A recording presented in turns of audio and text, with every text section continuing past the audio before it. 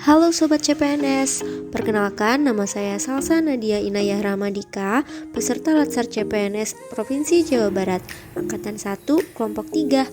Jabatan saya adalah sebagai penata kelola jalan dan jembatan ahli pertama di Dinas Bina Marga dan Penataan Ruang Provinsi Jawa Barat, tepatnya di UPTD Pengelolaan Jalan dan Jembatan Wilayah Pelayanan 1. Tema video kali ini adalah Aku, Smart ASN, dan Instansiku. Keberadaan Dinas Bina Marga dan Penataan Ruang Provinsi Jawa Barat diatur dalam Peraturan Daerah Provinsi Jawa Barat Nomor 6 Tahun 2016 tentang pembentukan dan susunan perangkat daerah Provinsi Jawa Barat. UPTD Pengelolaan Jalan dan Jembatan Wilayah Pelayanan 1 merupakan bagian dari Dinas Bina Marga dan Penataan Ruang Provinsi Jawa Barat yang bertujuan untuk membantu dinas dalam menyelesaikan pekerjaan-pekerjaan yang berkaitan dengan jalan dan jembatan di Provinsi Jawa Barat.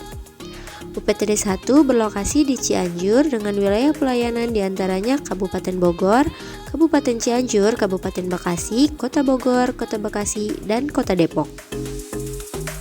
Visi dari Dinas Bina Marga dan Penataan Ruang Provinsi Jawa Barat itu sendiri adalah terwujudnya jaringan jalan dan tata ruang yang mantap untuk Jawa Barat juara.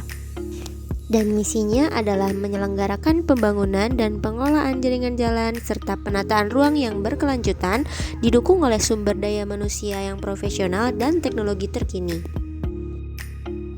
Berikut adalah struktur organisasi yang ada di UPTD 1. Tugas penata kelola jalan jembatan bertanggung jawab melaksanakan pengelolaan teknis operasional, koordinasi, dan pengawasan terhadap kegiatan pemeliharaan jalan dan jembatan milik provinsi.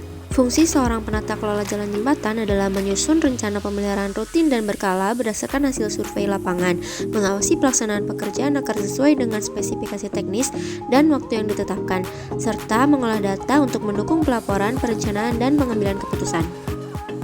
Pelayanan yang diberikan oleh UPTD Pengelolaan Jalan dan Jembatan Wilayah 1 adalah pemeliharaan rutin jalan dan jembatan, respon tanggap darurat, pengawasan teknis lapangan, dan pemantauan kondisi jalan dan jembatan. Bagaimana cara mewujudkan Smart ASN di tempat kerja? Dalam upaya mewujudkan Smart ASN, seorang aparatur sipil negara tidak hanya dituntut untuk bekerja profesional, tetapi juga wajib memiliki kemampuan literasi digital yang mumpuni. 4 pilar literasi digital.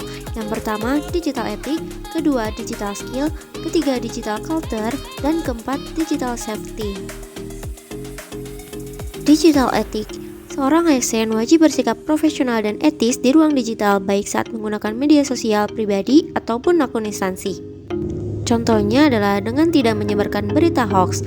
Sebagai pegawai di UPTD, penggunaan digital bisa dijadikan sarana penyampaian informasi kepada masyarakat tentang bagaimana proses pemeliharaan jalan provinsi. Digital skill. Seorang ASN perlu menguasai teknologi informasi dan komunikasi yang relevan dengan tugas pokoknya. Ini termasuk penggunaan aplikasi pemerintah, pengelolaan dokumen digital, dan kemampuan adaptasi terhadap inovasi teknologi. Digital culture. Seorang ASN perlu berkemampuan membaca, menguraikan, dan membangun wawasan nilai kebangsaan, Pancasila, dan Bhinneka Tunggal Ika dalam keseharian melalui pemanfaatan teknologi digital. Yang terakhir, digital safety. Seorang ASN harus melindungi data pribadi dan informasi negara dari potensi kebocoran, penyalahgunaan, atau serangan cyber. Ini termasuk memahami penggunaan sandi yang kuat, enkripsi data, serta bijak dalam membagikan informasi di media digital. Contohnya adalah ASN tidak boleh sembarangan mengunggah dokumen negara.